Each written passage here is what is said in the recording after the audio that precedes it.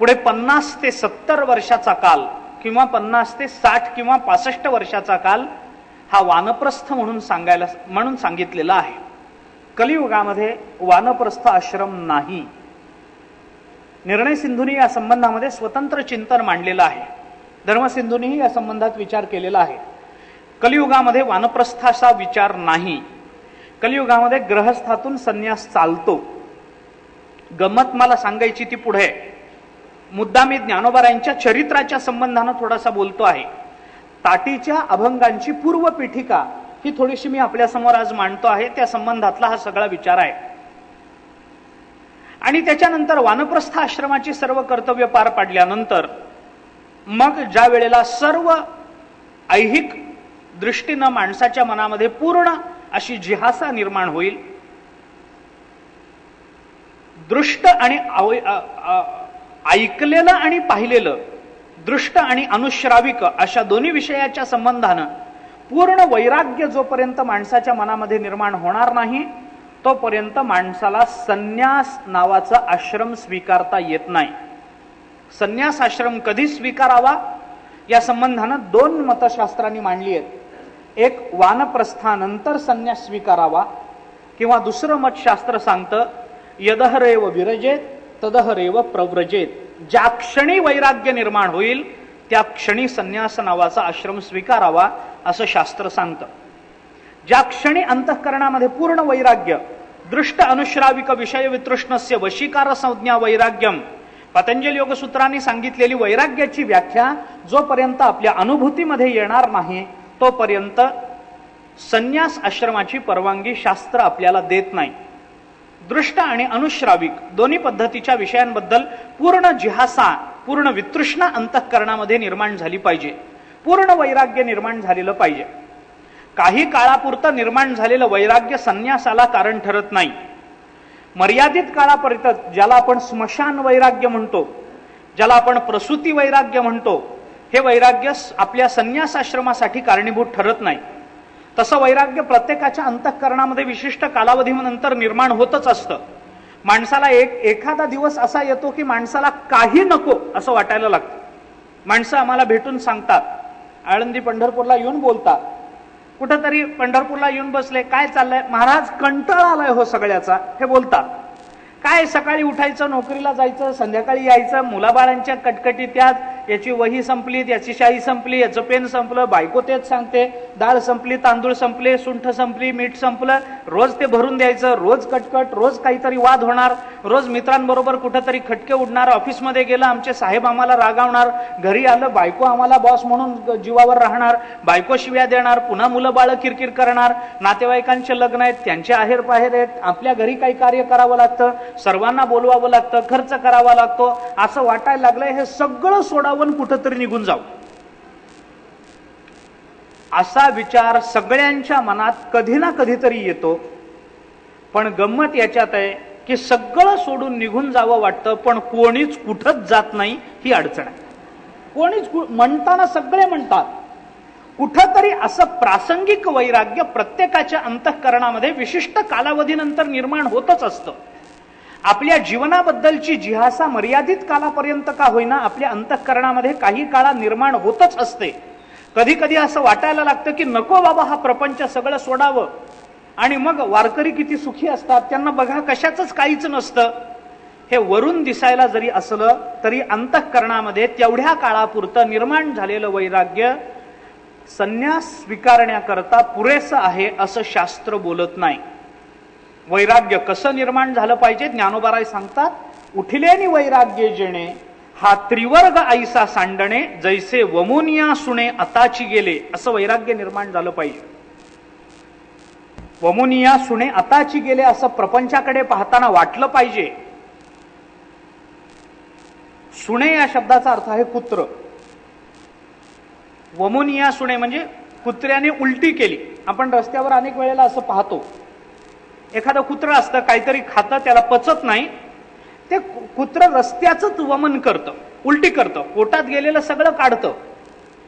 कुत्र्याच्या त्या उलटीकडे बघण्याची जी भावना आपली असते तशी भावना जोपर्यंत प्रपंचाच्या संबंधानं निर्माण होत नाही तोपर्यंत वैराग्य निर्माण झालं असं म्हणायचं धाडस करायचं नाही. ज्ञानोबा बोलतात, जोपर्यंत हे सगळं कधीतरी सुटलं पाहिजे, या क्षणी मी सोडायला तयार आहे असं वाटलं पाहिजे. नाथ महाराजांकडे एक मनुष्य गेला असं सांगतात, आणि नाथ महाराजांना त्यांनी सांगितलं की नाथ महाराज मला देवाचं दर्शन करायचंय. नाथ महाराज म्हणाले ठीक आहे, करून देतो. देव भेटावा वाटतं ना, देवाचं दर्शन पाहिजे ना. अरे माझ्याकडे देव आहे, चिंता करू नको, मी दर्शन करून देतो. नाथ महाराजांनी त्याला ठेवून घेतलं. 8-15 दिवस झाले, काही उद्योगच दिला नाही. सकाळी उठायचं, स्नान संध्या काय आटपायची ती करायची, फराळ करायचा, पुन्हा झोपायचं, पुन्हा जेवायला उठायचं. नाथ महाराजांनी रोज त्याला गोड जेवण दिलं. रोज पक्वान्न, पुरणाच्या पोळीचं जेवण रोज करायचं. कधी श्रीखंड, कधी बासुंदी, कधी जिलेबी, कधी गुलाबजाम. रोज नवीन पक्वान्न, भरपूर जेवायचं. जेवण झालं की पुन्हा झोपायचं, संध्याकाळी उठायचं, पुन्हा संध्याकाळचा फराळ करायचा. त्याच्यानंतर कुठं फिरावं वाटलं फिरून यायचं, संध्याधिक कर्म आटपायचं, नित्यकर्म, आणि पुन्हा रात्रीचं जेवण करायचं, पुन्हा झोपायचं. नाथ महाराजांनी 15 दिवस त्याचा हा क्रम चालू ठेवला. 15-20 दिवसानंतर जेव्हा त्यांनी बघितलं की आपलं आकारमान, घनफळ, क्षेत्रफळ वाढत चाललंय, नुसतं काहीच नाही, देवाचं दर्शन तर अजून लांबच आहे, अजून नाथ महाराज त्या संबंधानं काही बोलतच नाहीत, नुसतं जेवण आहे, खाणं आहे, झोपणं आहे, याच्या पलीकडे दुसरं काही नाही. एके दिवशी तो नाथ महाराजांकडे रागावून गेला. नाथ महाराजांना म्हणाला, नाथ महाराज काय चाललंय तुमचं? अहो मी काय घरी उपाशी मरतो म्हणून तुमच्याकडे जेवायला आलो असं तुम्हाला वाटतं काय? रोज गोडाचं जेवण देता, अहो मी तुमच्याकडे आलो मला देव दाखवा, देवाचं दर्शन करून द्या म्हणून, आणि तुम्ही हे काय फालतूपणा चालवलाय? रोज सकाळी मला जेवायला घालायचं, रात्री जेवायला घालायचं, जेवलो की माझं संपलं, मी काही झोपून जातो, मग मला देवाचं काही चिंतनच होत नाही, कशा करता मग तुमच्याकडे आलो मी? नाथ महाराज म्हणाले, तुझंही म्हणणं बरोबर आहे बाबा, पण 15 दिवस मलाही सवड नव्हती, चल म्हणे उद्या तुला देवाचं दर्शन करून देतो. त्यालाही बरं वाटलं. 15 दिवस झाले नुसतं खाणं पिणं चालू आहे, दुसरं काही नाही. तो म्हणाला ठीक आहे, काही हरकत नाही. दुसऱ्या दिवशी सकाळी उठल्यानंतर तो नाथ महाराजांकडे गेला आणि म्हणायला लागला, चला आता मला देवाचं दर्शन करून द्या.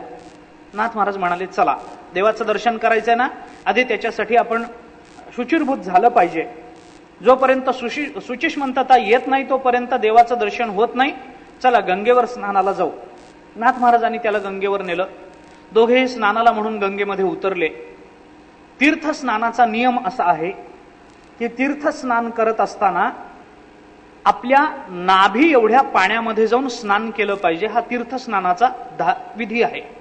धर्मशास्त्र आपल्याला सांगतं, पाय घोटे बुडतील इथपर्यंत जायचं नाही, आपली नाभी पाण्यात गेली पाहिजे, इतक्या प्रमाणात पाणी जिथे असेल तिथंच डुबकी मारावी. हा स्नानाचा विधी आहे, तीर्थ स्नानाचा विधी आहे. तिथपर्यंतच्या पाण्यामध्ये नाथ महाराज त्याला घेऊन गेले. तो म्हणाला, अहो आता किती जायचं? जाऊ, अजून थोडं आत जाऊ, अजून थोडं आत जाऊ, पाणी स्वच्छ आहे. अजून थोडंसं आत नेलं. त्याला सांगितलं, मी डुबकी मारतो, तूही डुबकी मार, देवाचं नाव घ्यायचं, डुबकी मारायची, देव भेटेल. नाथ महाराजांनी देवाचं नाव घेतलं, डुबकी मारली, त्यालाही घ्यायला लावलं. त्याने डुबकी मारली, वर आला. नाथ महाराजांनी विचारलं, दिसला का? तो म्हणाला, काय थट्टा करता, असं कुठं देव दिसत असतो काय डुबकी मारल्याबरोबर? नाथ महाराज म्हणाले, अजून एकदा मार. 3दा डुबक्या माराव्यात. अजून एकदा म्हणल्यानंतर अजून एकदा. दिसला का? नाही. नाथ महाराज म्हणाले, आता पूर्ण अंतःकरणपूर्वक परमात्म्याचं नाव घे, डुबकी मार, देव दिसेल, देवाचं दर्शन होईल. नाथ महाराजांनी त्याला डुबकी मारायला सांगितली. त्याने देवाचं नाव घेतलं, डुबकी मारली, आणि तो पाण्यात गेल्याबरोबर नाथ महाराजांनी त्याची मानगुट वरून अशी पाण्यात दाबून ठेवली, त्याला वरच येऊ देणार. तळमळ करायला लागला. नाथ महाराज पूर्ण ताकदीनिशी त्याची मानगुट अशी दाबून त्याला पाण्यामध्ये दाबून ठेवायला लागले. इकडं तिकडं तो हालचाल करायला लागला, पण नाथ महाराजांची ताकद होती, त्यांनी दाबून ठेवलं. 1-2 मिनिट एवढा वेळ लागत नाही, 1-2-4 सेकंद नाथ महाराजांनी त्याला पाण्यामध्ये दाबून ठेवलं असेल. जेव्हा त्याला काही करता येईना, वरून ताकद नाथ महाराजांची जाणवायला लागली, पाण्यामध्ये श्वास घेता येईना, तेव्हा त्याने आपलं सगळं सामर्थ्य पणाला लावलं, झटका दिला आणि एकदम बाहेर आला. बाहेर आल्याबरोबर दगड घेऊनच नाथ महाराजांच्या मागे लागला. तुम्हाला काही कळतं का नाही म्हणे? अहो मी तुम्हाला देवाचं दर्शन करून द्या म्हणायला लागलो, तुम्ही तर मला देवाज्ञा द्यायला लागले. मी तर मरायला लागलो, मला दाबून मारायचा विचार आहे काय तुमचा? नाथ महाराज म्हणाले, तुला मारायचा माझा विचार नाही, पाण्यामध्ये दाबून धरता काय अर्थ याला? त्यांनी नाथ महाराजांनी त्याला विचारलं, बाबा शांत हो, रागावू नकोस, मारायला अंगावर येऊ नकोस, शांत हो. तो म्हणाला, शांत काय हो, देव दाखवतो म्हणता आणि देवाकडे पाठवायची व्यवस्था करता काय मला? अहो मी मरायला लागलो, पाण्यामध्ये दाबून धरायचं कारण काय? नाथ महाराज म्हणाले, काही विशिष्ट कारणासाठी तुला दाबून धरलं होतं. कशासाठी दाबून धरलं? नाथ महाराज म्हणाले, मला एका प्रश्नाचं उत्तर दे बाबा. म्हणे काय? नाथ महाराजांनी त्याला विचारलं, ज्या वेळेला मी तुला पाण्यामध्ये दाबून धरलं होतं त्यावेळेला तुझ्या मनात काय विचार आला एवढंच एकदा सांग. मी पूर्ण ताकदीनिशी तुला पाण्यात दाबून धरलं, तुझ्या मनात त्यावेळेला काय विचार आला? तो म्हणाला, काही विचार आला नाही, एकच विचार आला, कधी एकदा या पाण्यातून बाहेर पडतो असं मला झालं होतं. नाथ महाराज म्हणाले, असं ज्या वेळेला प्रपंचाच्या बाबतीत होईल त्या दिवशी तुला देव दिसेल, तोपर्यंत देव दिसायचा आग्रह धरू नकोस. हे सगळं सुटून कधी एकदा या सर्वातून मी बाहेर पडीन असं झालं पाहिजे. ज्ञानोबारायांनी त्याच्यासाठी एकच शब्द फार महत्वाचा वापरलाय. त्या एका ओवीमध्ये ज्ञानोबारायांनी उच्चारलेले ते शब्द जर आपण नुसते उच्चारले तरी आपल्याला त्याच्यातली काय भावना आहे हे कळून येतं. नाथ महाराज 9व्या अध्यायामध्ये चिंतन करतात, आहा कटकटा ये वोखटे मृत्यूलोकीचे उफराटे, येथ अर्जुना जरी अवचटे जन्मला सितू तरी झडझडोनी वहिला निघ. एवढं जरी एकदा आपण पाहिलं तरी या प्रपंचातून कसं बाहेर पडलं पाहिजे हे नाथ महाराज ज्ञानोबा आपल्याला सांगतात. झडझडोनी वहिला निघ. असं वैराग्य ज्या वेळेला अंतःकरणामध्ये निर्माण होईल त्यावेळेला संन्यास आश्रमाची परवानगी शास्त्र आपल्याला देतं. ब्रह्मचर्य, गृहस्थ, वानप्रस्थ आणि संन्यास या 4 आश्रमांचा क्रम बदलायची शास्त्राची परवानगी नाही. ब्रह्मचर्यच पहिल्यांदा येणार, गृहस्थ दुसऱ्याच क्रमांकावर येणार, वानप्रस्थ 3ऱ्याच क्रमांकावर येणार आणि संन्यास 4थ्या क्रमांकावर येणार. मला पाहिजेत तसे बदल मी आधी संन्यास, मग गृहस्थ, मग वानप्रस्थ आणि सगळ्यात शेवटी ब्रह्मचर्याचं पालन करतो असं होत नाही. कारण ज्या क्षणी गृहस्थाश्रम आपण स्वीकारतो त्याच क्षणी आपलं ब्रह्मचर्य गेलेलं असतं. जोपर्यंत ते अबाधित असतं तोपर्यंतच त्याचा उपयोग करून घेतला पाहिजे हे शास्त्राचं म्हणणं आहे. म्हणून हा क्रम आहे आणि हा क्रम जसा बदलायची परवानगी नाही तसं या आश्रम धर्माचा विचार करत असताना शास्त्राने दुसरा एक नियम या संबंधातला सांगितलाय. तो म्हणजे या क्रमानं पुढं जाताना पुन्हा मागे मागे येता येत नाही. शास्त्राने सांगितलेला नियम या संबंधातला असा आहे, या 4 आश्रमांचं पालन करत असताना फक्त एका आश्रमातून त्याच क्रमानं पुढे जायचंय, पण पुढे गेल्यानंतर पुन्हा मागे येता येत नाही. ब्रह्मचर्यातून गृहस्थाश्रमात गेल्यानंतर पुन्हा ब्रह्मचर्य नाही, गृहस्थाश्रमातून वानप्रस्थात गेल्यानंतर पुन्हा गृहस्थाश्रम नाही, वानप्रस्थातून पुन्हा एकदा संन्यास स्वीकारला की मग मागच्या 3 आश्रमाचा नाही. ब्रह्मचर्य आणि संन्यास या 2 आश्रमांचा टोकाचा विचार करायचा झाला तर शास्त्र असं म्हणतं की तुम्हाला कोणत्याही आश्रमातून एकदम संन्यासाश्रमात जाता येईल, पण एकदा संन्यासाश्रमात गेला की पुन्हा मागे येता येणार नाही. तुम्हाला ब्रह्मचर्यातून संन्यासाकडे जावं लागेल, जाता येऊ शकेल. उदाहरण सांगायचं झालं तर जगद्गुरु शंकराचार्यांचं उदाहरण आहे. ब्रह्मचर्य आश्रमातून एकदम संन्यासाश्रमात आचार्य गेले. त्यांनी काही गृहस्थ, वानप्रस्थ हे आश्रम मध्ये स्वीकारले नाहीत. कारण का? ब्रह्मचर्य अवस्थेतच त्यांच्या अंतःकरणामध्ये एवढं वैराग्य निर्माण झालं की त्यांनी सहज संन्यासाश्रम स्वीकारला. स्वतंत्र चिंतन करायचं कारणच पडलं नाही. विषयाबद्दल पूर्ण तिटकारा निर्माण होण्याकरता गृहस्थाश्रम सांगितला. जरा वेगळंही बोलतो.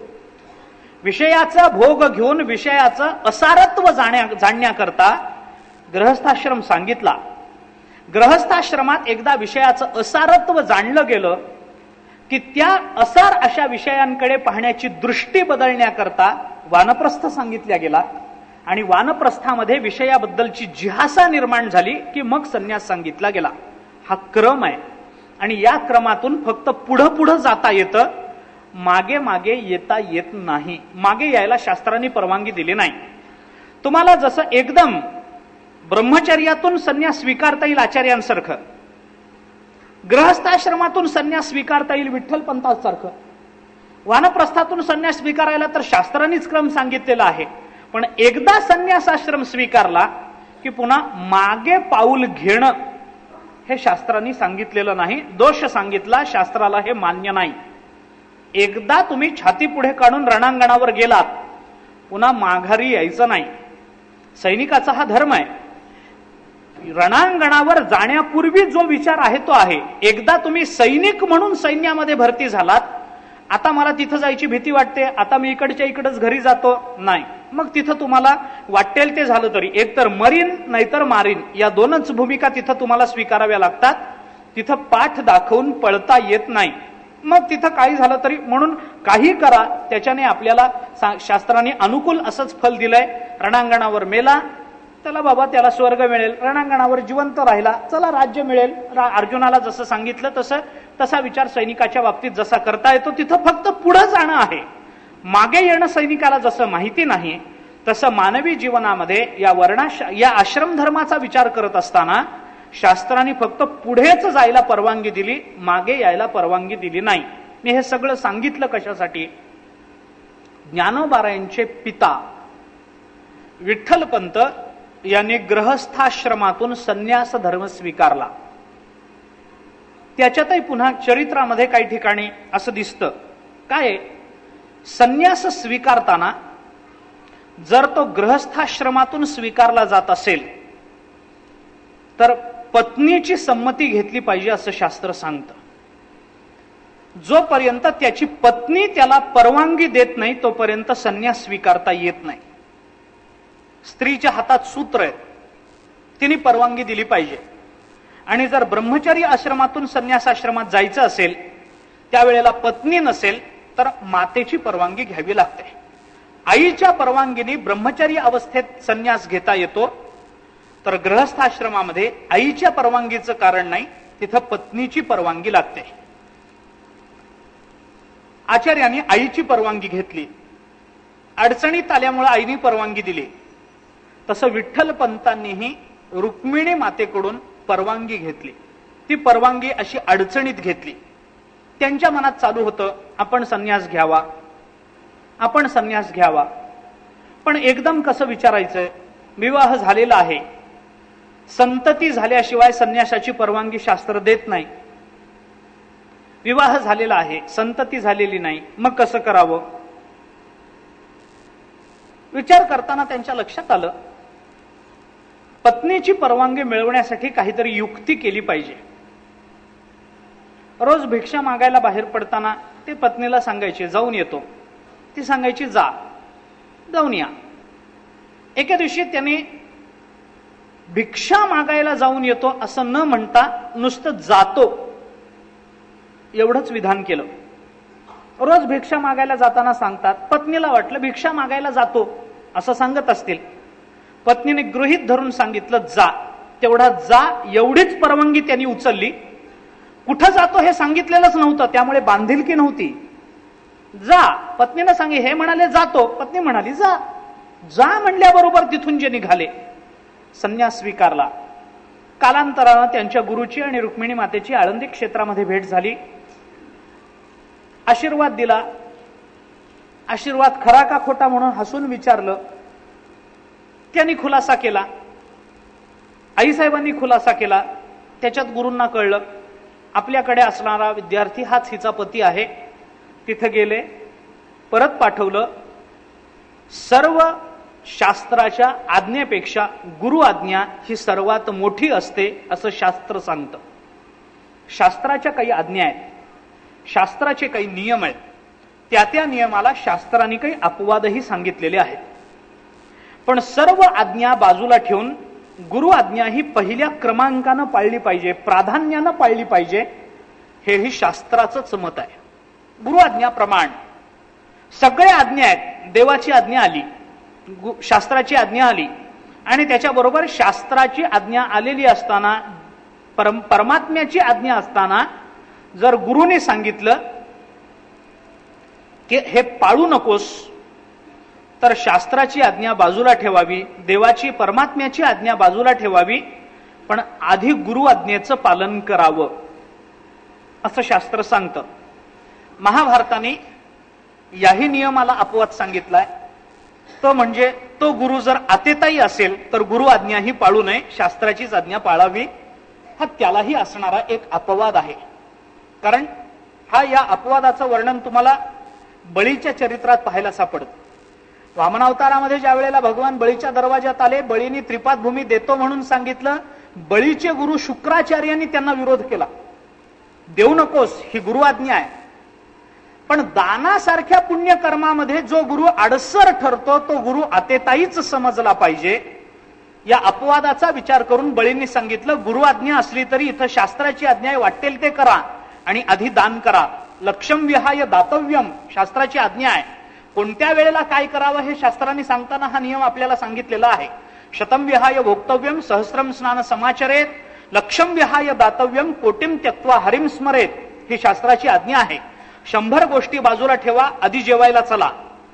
100 गोष्टी बाजूला ठेवा. शतम विहाय भोक्तव्यम, किती महत्वाची कामं असली तरी आधी बाजूला ठेवा, आधी जेवण करा.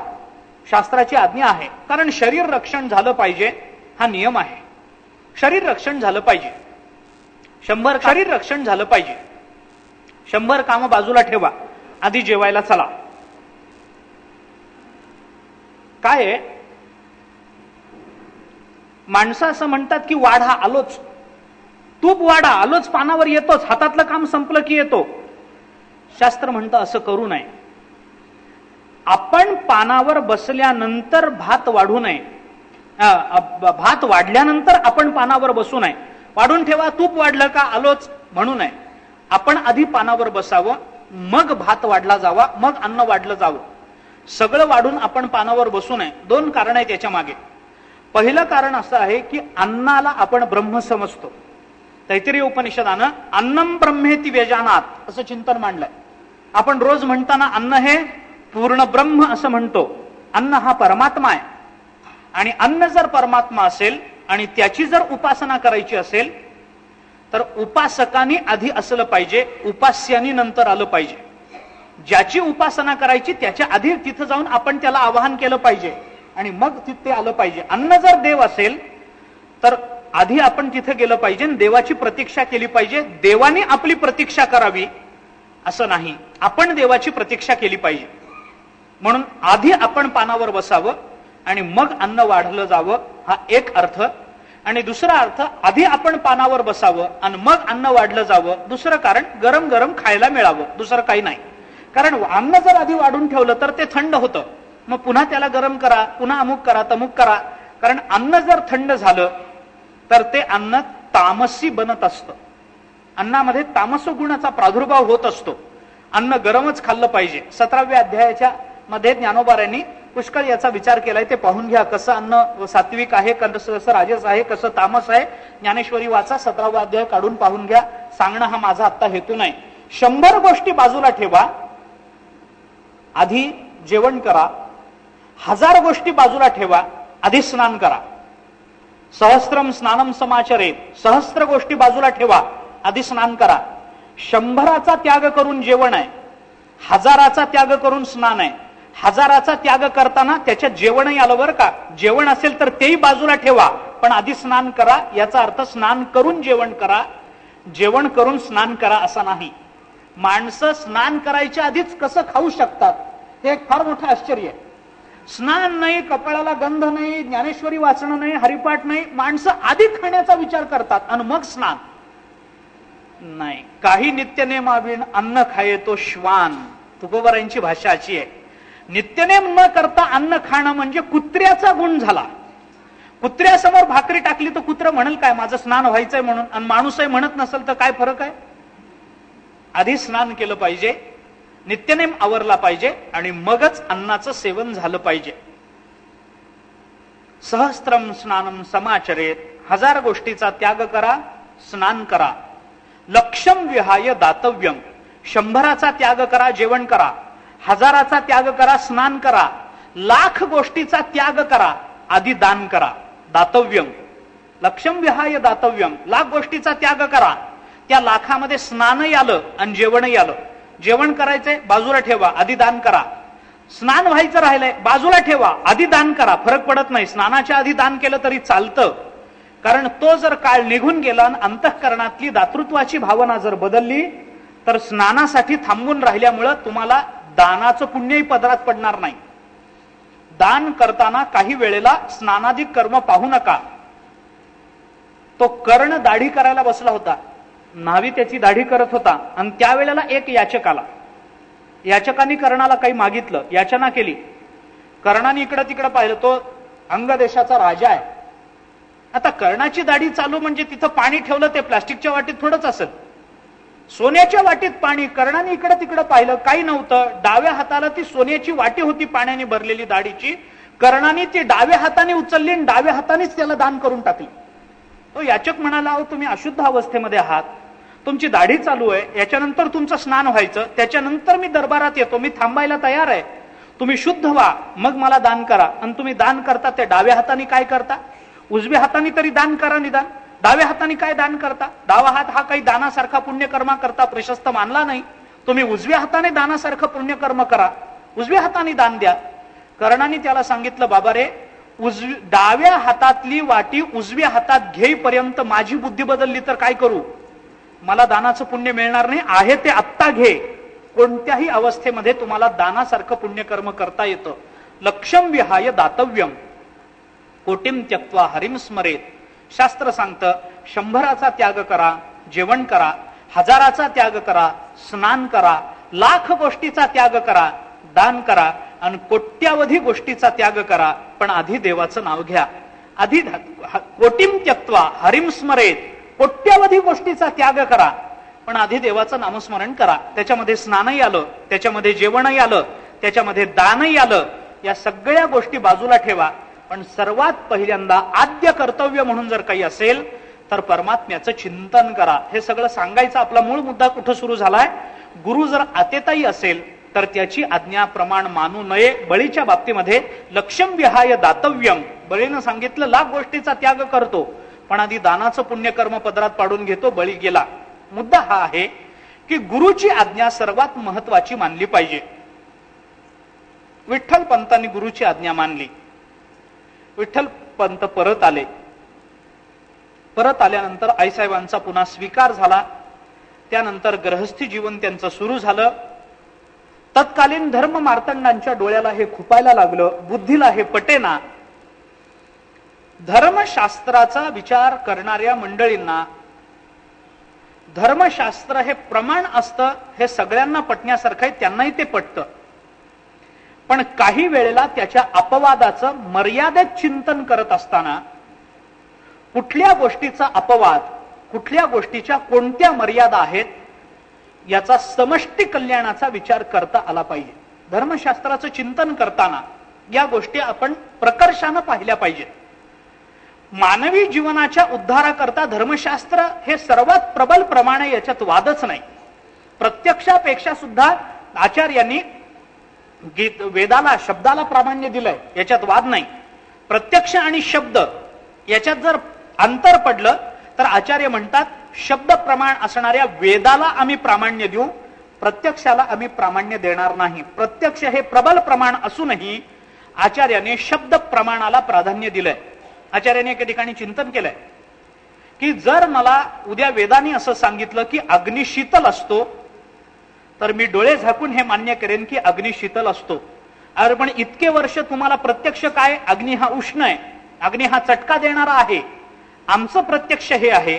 पण जर वेदाने असं सांगितलं की अग्नी हा शीतल असतो, तर आचार्य म्हणतात मला प्राप्त झालेलं प्रत्यक्ष बाजूला ठेवून मी अग्नी हा शीतल असतो हे मान्य करेन. पण पुढे आचार्याने खुलासा असं केलाय की पण वेद असं चुकीचं कधीही सांगणार नाही. हा पुढचा खुलासा स्वतंत्र आहे.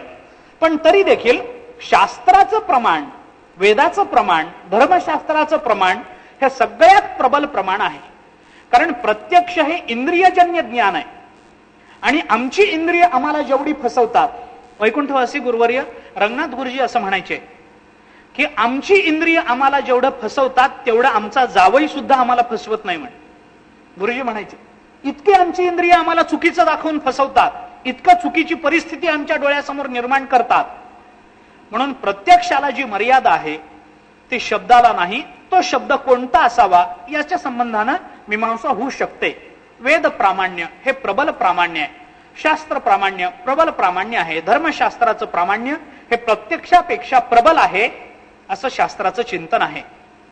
पण या प्रबल प्रमाणाचा विचार करत असतानाही समष्टी कल्याणाचा विचार करून काही गोष्टी आपल्याला मान्य कराव्या लागतात. तत्कालीन धर्म मार्तंडांना हे रुचलं नाही की संन्यासाश्रमातून हा उलटा आला कसा, गृहस्थाश्रमात आला कसा. गुरु आज्ञा हे प्रमाण मानायला कोणी तयार होत नाही. कारण गुरु या संबंधानं ज्या भावना माणसाच्या अंतःकरणामध्ये आहेत त्या भावना फार वेगळ्या आहेत. आणि गुरुच्या संबंधानं ज्ञानोबारायांनी जे केलेलं चिंतन, शास्त्राली केलेलं जे चिंतन आहे ते स्वतंत्र चिंतन आहे. यांना पटेना. यांनी विठ्ठलपंतांना रुक्मिणी मातेला वाळीत टाकून दिलं. त्यानंतर निवृत्तीनाथ महाराजांचा अवतार झाला. 2 वर्षानंतर ज्ञानोबारायांचा अवतार झाला. 2 वर्षानंतर सोपान काकांचा अवतार झाला. आणि त्याच्यानंतर 2 वर्षानंतर मुक्ताबाईचा अवतार झाला. एक एक रत्न यांच्या पोटी जन्माला आली. परमात्माच यांच्या पोटी अवताराला आले. अवतार पांडुरंग नाव ठेविले ज्ञानी. परमात्माच यांच्या रूपाने प्रकट झाले. निवृत्तीनाथ महाराज, ज्ञानोबाराय, सोपान काका आणि चितकला मुक्ताबाई या सर्वांचा अवतार यांच्या पोटी झाला. तत्कालीन धर्म मार्तंडांना हे रुचलं नाही. वाळीत टाकल्या गेलं. काय करावं हा प्रश्न निर्माण झाला. आम्हाला वाळीत टाकू नये अशी विठ्ठलपंतांची अपेक्षा. काय करावं कळेना. धर्मपंडितांची सभा बोलावली. काही निर्णय झाला पाहिजे, शुद्ध करून घेतलं पाहिजे, शुद्धीपत्रक मिळालं पाहिजे, या दृष्टीनं सभेसमोर प्रश्न मांडला.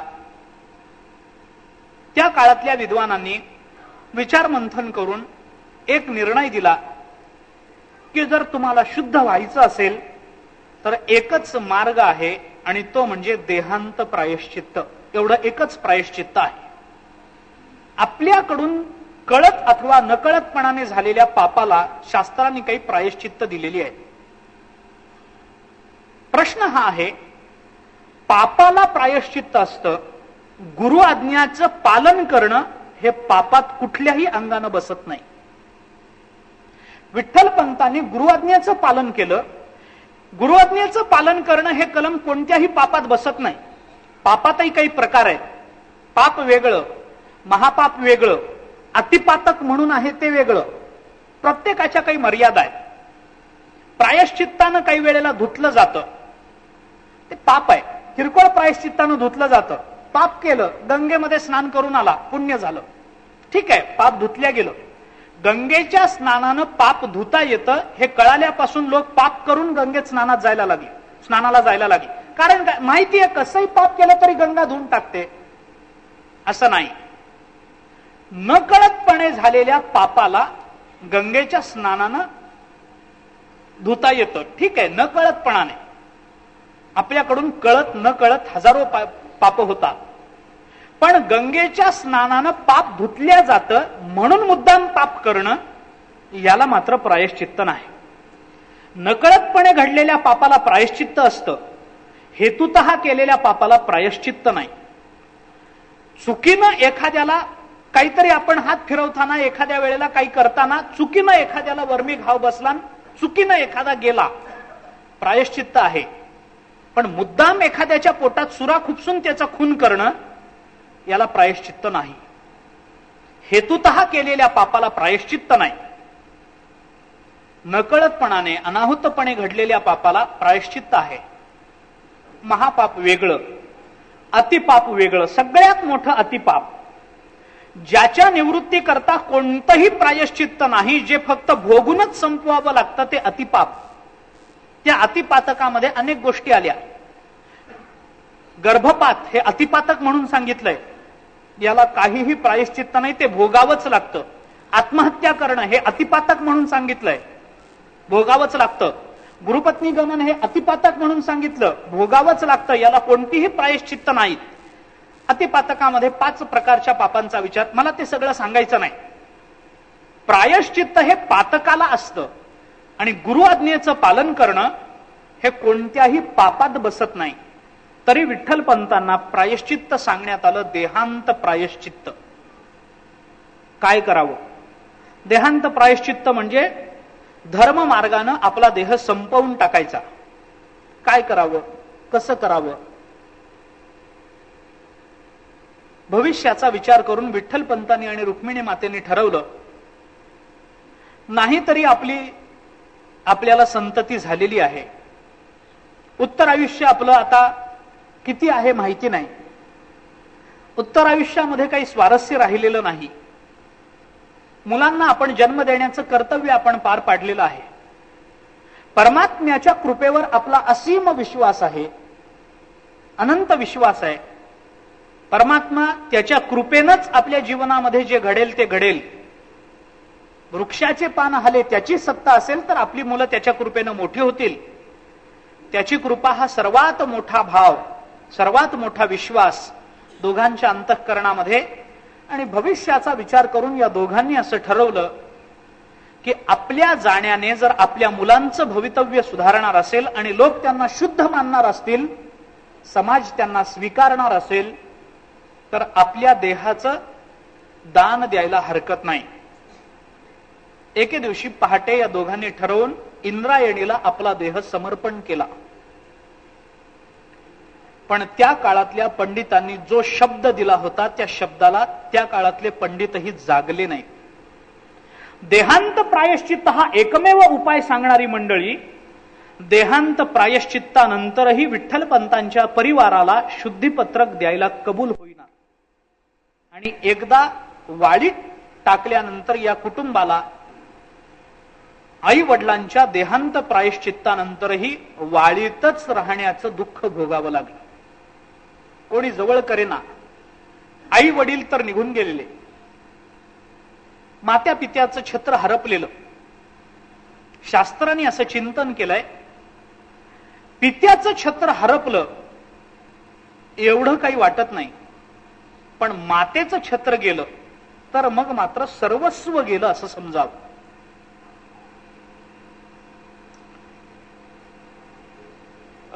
आपल्याकडे अनाथ असं बालक, एखादा मुलगा अनाथ झाला असं म्हणायची पद्धत आहे. हे अनाथ होणं म्हणजे काय? माता आणि पिता दोघे गेले तरच अनाथ होतो मुलगा असं नाही. वडील गेले पण माता राहिली तर मुलगा अनाथ नाही, पण वडील राहिले आणि माता गेली तर मात्र मुलगा अनाथ आहे असं शास्त्र सांगतं. मात्र लाभे सनाथत्वम अनाथत्वम विपर्यये योगवासिष्ठामध्ये आलेले चिंतन आहे. योगवासिष्ठ असं सांगतं, मातृलाभे सनाथत्वम, आई असेल तरच ते मूल सनाथ आहे. अनाथत्वम विपर्यये, माता जर गेली तर मग मात्र पिता असूनही त्या मुलाला अनाथच म्हटलं पाहिजे. सांभाळणारा पिता असूनही तो मुलगा त्यावेळेला अनाथ होतो. पण पिता गेला आणि माता जर राहिली तर तो मुलगा अनाथ होत नाही. जगद्गुरु शंकराचार्यांच्या नंतर आई, पित्याच्या निधनानंतर आई राहिली. आचार्य सनाथच आहेत. पण ज्ञानोबारायांना मात्र आई आणि वडील एकाच वेळेला गेले, अनाथत्व आलं. पण जगाच्या दृष्टीने अनाथ झालेले ज्ञानोबाराय सगळ्या जगाचे नाथ होतात, हा त्यांच्या स्वभावातला सगळ्यात मोठा गुण आहे. कवळ्या वयामध्ये आई वडिलांचं जाणं आहे. ज्ञानोबारायांचं वय 12 वर्षाचं आहे. निवृत्तीनाथ महाराज 14 वर्षाचे आहेत, सोपान काका 10 वर्षाचे आहेत आणि मुक्ताबाई केवळ 8 वर्षाची आहे. सकाळी उठले, चौघही भावंड सकाळी उठली, आईही दिसेना वडीलही दिसेना. येतील, इकडे तिकडे गेले असतील, येतील, किती वेळ वाट बघायची. आई नाही, वडील नाही. लक्षात आलं आई वडिलांनी देहांत प्रायश्चित्त घेतलं. आता कुणाच्या तोंडाकडे बघायचं? समाज जवळ करत नाही. ज्यांनी पोटाशी घ्यावं ते आई वडील एकटं सोडून निघून गेलेले, कुणी जवळ घ्यायला तयार नाही, भाकर तुकडा खाऊ घालायला तयार नाही. उलट संन्याशाची पोरं म्हणून जेवढी अवहेलना ज्ञानोबारायदिक भावंडांनी सहन केली तेवढा अपमान कोणत्याही संतांच्याही वाट्याला आलेला नाही. एवढी अवहेलना समाजाकडून ज्ञानोबारायांनी सहन केली. तत्कालीन वर्णाचा विचार करत असताना गोरोबा काका चोखोबारायांना जेवढी अवहेलना सहन करावी लागली नाही, त्याच्यापेक्षा कैक पटीनं जास्त अवहेलना ज्ञानोबारायांनी सहन केली. शुद्धीचा विचार नाही, शुद्धीपत्रकाचा विचार नाही, कोण शुद्ध म्हणायला तयार नाही, पण त्याच्यासाठी आई वडिलांचं दान मात्र यांना द्यावं लागेल. काय करायचं, पुढचा मार्ग काय, पुढचं जीवन कसं जगायचं, याचा विचार करत असताना जीवन तर जगावं लागणार आहे. ठेविले अनंते तैसेच राहावे, चित्ती असू द्यावे समाधान, या न्यायाप्रमाणे या भावंडांचं जीवन सुरू झालं. भिक्षा मागून उदरनिर्वाह करणं क्रमप्राप्त होतं. त्या काळामध्ये भोजलिंग काका नावाचे एक सत्पुरुष, त्यांनी ज्ञानोबाराधिक भावंडांचा सांभाळ केला. वडीलधारी मंडळी घरात नसली तर त्या घराला काहीही अर्थ नसतो. सभेमध्ये वृद्ध नसतील तर ती सभा काही कामाची नाही असं महाभारत बोलतं. रामायणातही हाच श्लोक आलाय. सीतेच्या संबंधानं ज्या वेळेला राज दरबारामध्ये रावणाच्या सभेमध्ये ज्या वेळेला विषय चर्चिला गेला, त्यावेळेला माल्यवान नावाचा रावणाचा मातामह होता. त्याने रावणाला समजावलं की हे करणं उचित नाही, सीता पळवून आणली, बरोबर झालं नाही. त्यावेळेला त्या म्हाताऱ्या माणसाला रावणाने हाकलून दिलं सभेतून. आणि त्यावेळेला जाताना त्या माल्यवानाने रावणाला सांगितलं की ज्या सभेमध्ये म्हातारा मनुष्य समजवायला नसतो त्या सभेला काहीही अर्थ नसतो आणि ती सभा त्या राज्याच्या नाशाला कारण ठरत असते. हाच श्लोक संजयाच्या तोंडामध्ये महाभारतामध्ये आलाय. ज्या वेळेला द्रोणाचार्यांचं भीष्माचार्यांचं मत दुर्योधनाने स्वीकारलं नाही, त्यावेळेला हेच मत संजयाने मांडलं. घरामध्ये म्हातारी माणसं नसतील तर त्या घराला घरपण येत नाही. दुर्दैवानं म्हाताऱ्या माणसांसाठी आज घर राहिलं नाही. म्हाताऱ्यांना कोणी घरात ठेवायला तयार नाही. त्याच्यासाठी वृद्धाश्रम नावाची एक योजना नव्या काळामध्ये सुरू झाली. मला फार गंमत वाटते या वृद्धाश्रमाची. सगळ्यात मोठं आश्चर्य हे आहे की या वृद्धाश्रमाचं नावही मातोश्री असतं. केवढं आश्चर्य आहे. आई म्हणायचं, आईला मात्र घरातून हाकलून तिथं ठेवायचं नाही. महाभारताने असा विचार मांडला. योगवासिष्ठात तर स्पष्ट म्हटलंय, आपल्याला जर बुद्धी चांगली मिळावी असं वाटत असेल, बुद्धिमान व्हावं असं जर वाटत असेल तर त्याच्यासाठी एक उपाय अभ्यासा व्यतिरिक्त शास्त्राने आपल्याला सांगितलाय. योग वसिष्ठांनी असं चिंतन केलंय, तुम्हाला जर बुद्धिमान व्हावं वाटत असेल तर आम्ही तुम्हाला उपाय सांगतो. काय करा, वृद्धांची सेवा करणं हेच बुद्धी प्राप्त करून घेण्याचा सर्वात चांगला उपाय आहे. बुद्धिमान वृद्ध सेवया. योग वसिष्ठ असं चिंतन करतं. वृद्धांची सेवा करण्याने बुद्धी चांगली मिळत असते. त्यांच्या कृपेनेच बुद्धी चांगली मिळते. बुद्धिमान वृद्ध सेवया. वृद्धाची सेवा करूनच बुद्धिमान होता येतं.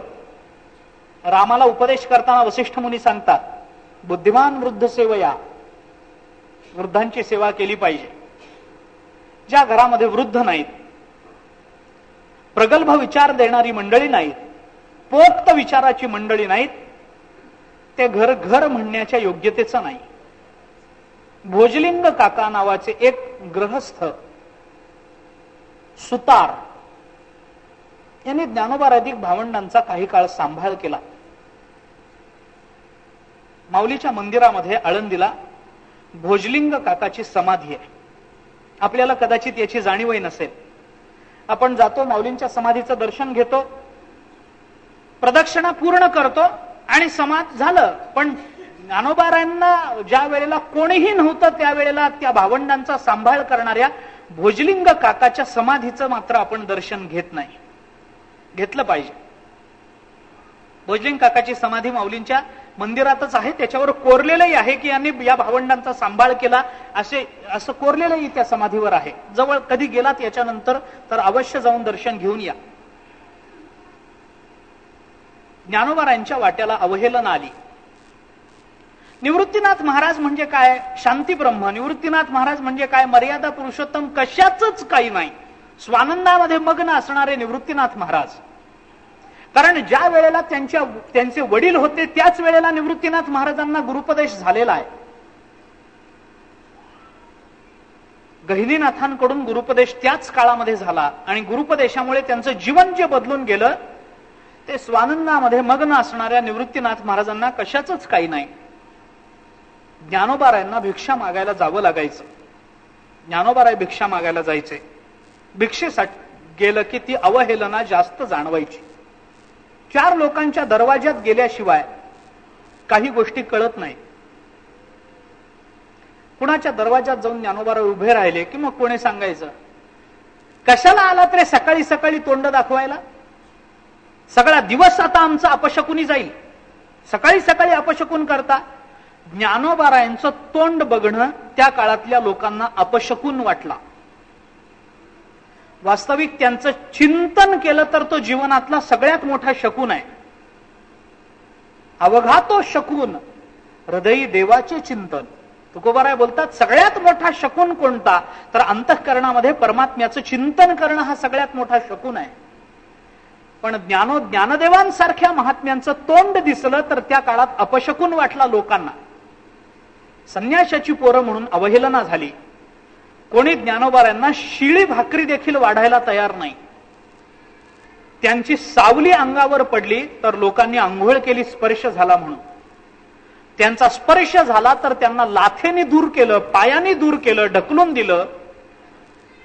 मोठी अवहेलना या काळामध्ये ज्ञानोबाराधिक भावंडांना सहन करावी लागली.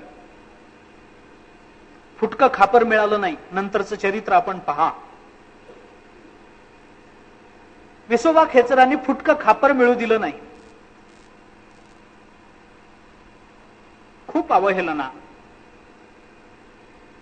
काही जणांनी त्यांच्या झोळीमध्ये माती आणून टाकली. भिक्षा मागायला गेलं की झोळीमध्ये पिठाच्या ऐवजी, तांदूळाच्या ऐवजी ओंजळभर मातीच आणून टाकायची. आत असणारं सगळं अन्न खराब करून टाकायचं. यांची हाल हाल करून यांना मारलं पाहिजे अशी त्या काळातल्या समाजाची धारणा. काय करावं? या अवहेलनेने एके दिवशी ज्ञानोबारायांना उद्विग्नता आली. ज्ञानोबारायांना चिडले नाहीत, नाराज झाले. चिडणं हा ज्ञानोबारायांचा गुण नाही. चिडणं हा दोष ज्ञानोबारायांच्या स्वभावात नाही. वाईट वाटलं. कशासाठी? आमचा काय दोष? आमच्या वडिलांकडून दोष झाला, तोही दोष नव्हताच, पण त्या काळातल्या लोकांना तो दोष वाटला. तो त्यांच्याकडून झाला, आमचा काय दोष? आम्हाला काय आहे? पण काही गोष्टी संबंधाने आपल्या पदरात पडत असतात. रामायणामध्ये ज्या वेळेला सुग्रीवाची रामाची मैत्री झाली, त्याच्यामध्ये सुग्रीवाने प्रभू रामचंद्राशी केलेला करार,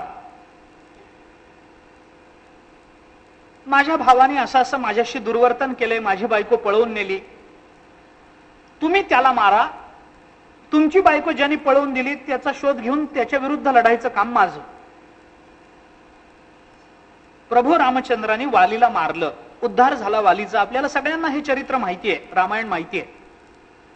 वाली पडला, प्रभू रामचंद्र रणांगणावर तिथं आले, त्याच्या जवळ रणांगणावर म्हणजे त्याच्या गुहेसमोर तिथं आले. वालीचा आणि देवाचा काही संवाद झाला. वाली गतप्राण झाला आणि वालीची पत्नी तारा ही तिथं आली. तारा आल्यानंतर तारेने प्रभू रामचंद्रांना हा प्रश्न केला. असाच एक प्रश्न वृंदेने भगवान विष्णूला केलेला आहे जालंधराच्या वधाच्या वेळेला. पुराणामध्ये आलेला कथा संदर्भ तोही आहे. जालंधर नावाचा एक राक्षस देवांना देखील अजिंक्य झाला. सगळे विष्णूकडे गेले.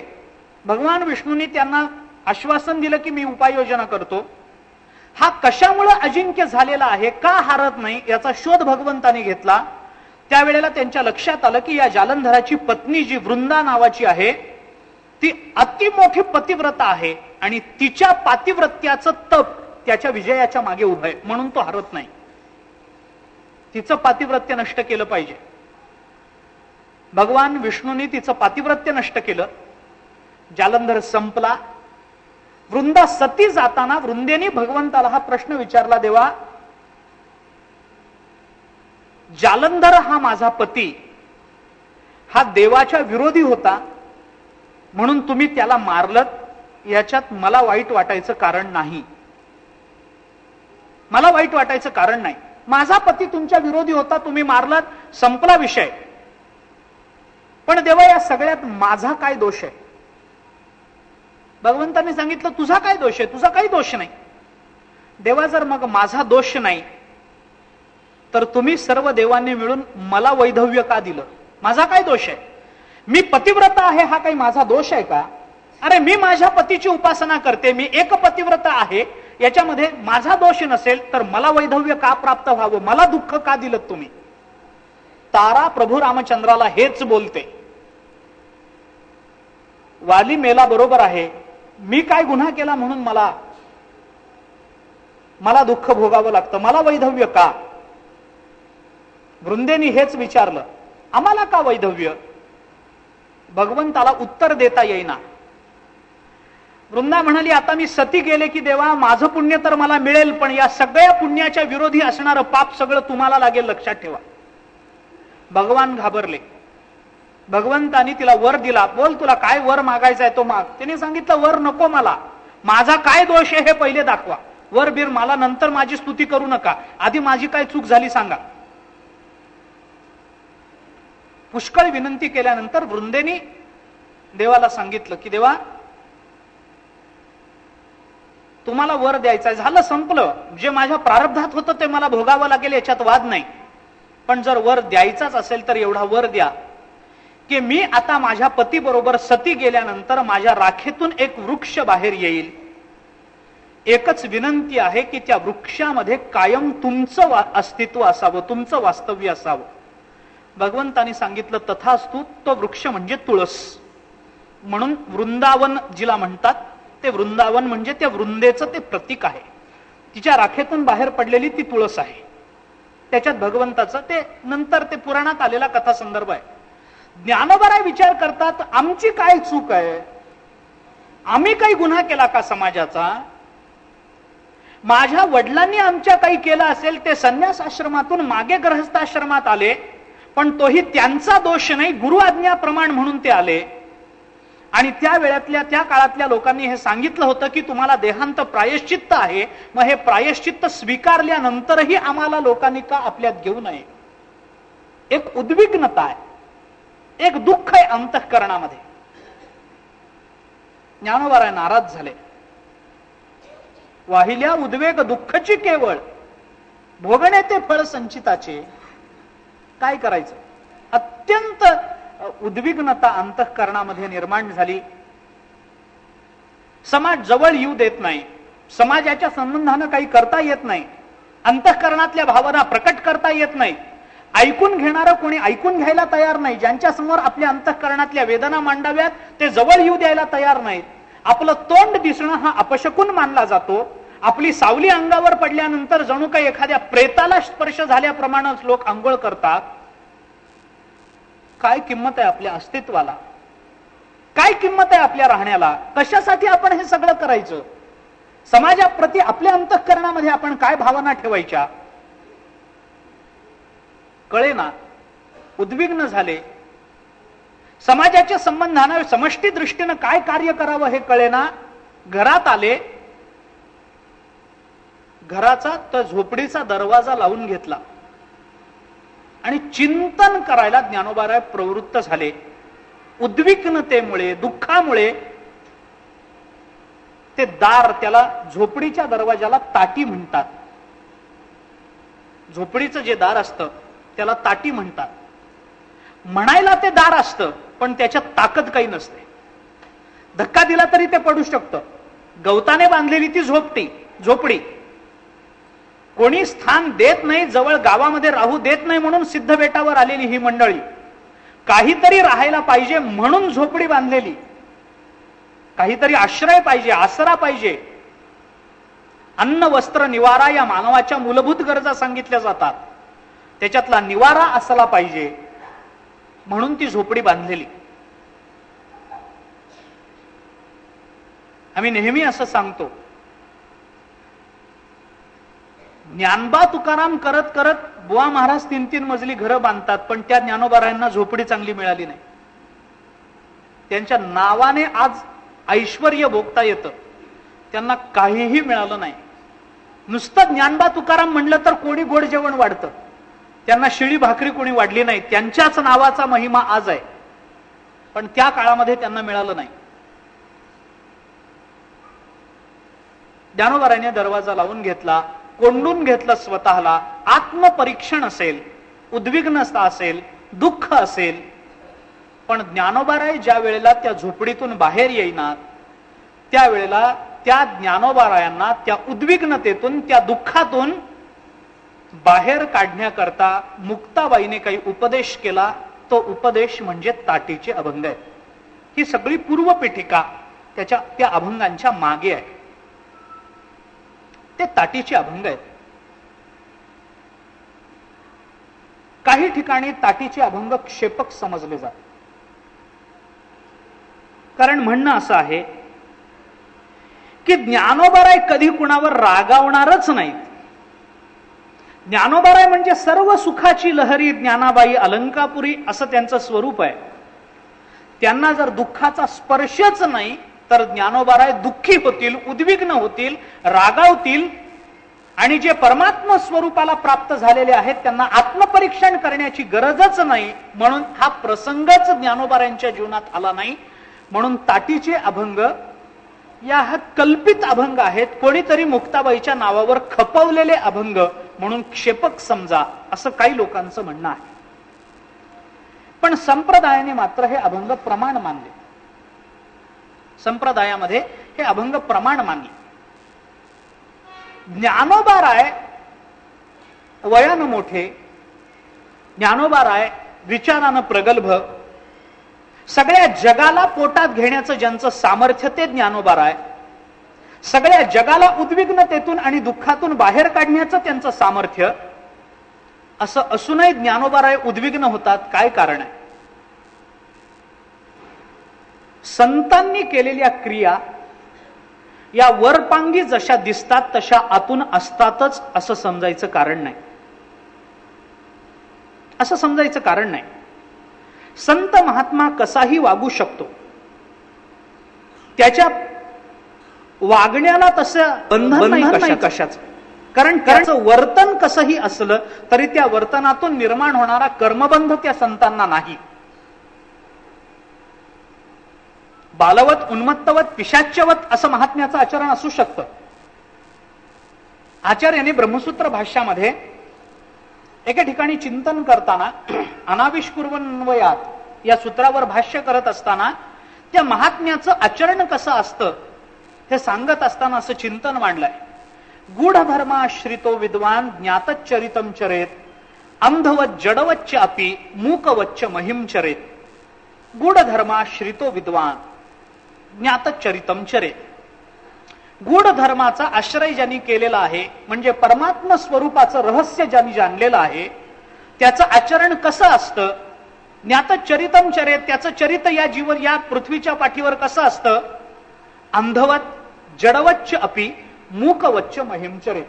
तो अंधळ्यासारखा अंधवत महिम चरेत, मूकवत महिम चरेत, जडवत महिम चरेत. तो आंधळ्यासारखा, मुक्या माणसासारखा आणि जड बुद्धीच्या माणसासारखा या पृथ्वीवर विचरण करीत असतो. किंवा शास्त्राने एके ठिकाणी चिंतन केलंय पहा.